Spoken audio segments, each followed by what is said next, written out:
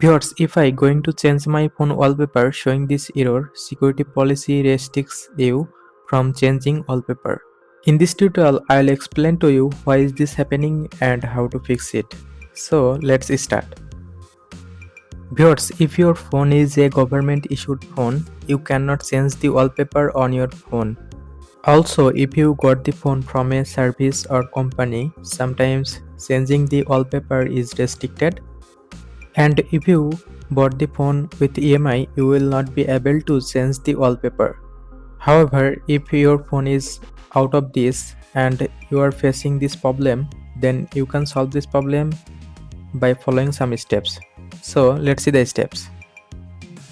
First of all, go to settings and then scroll down. Now go to software update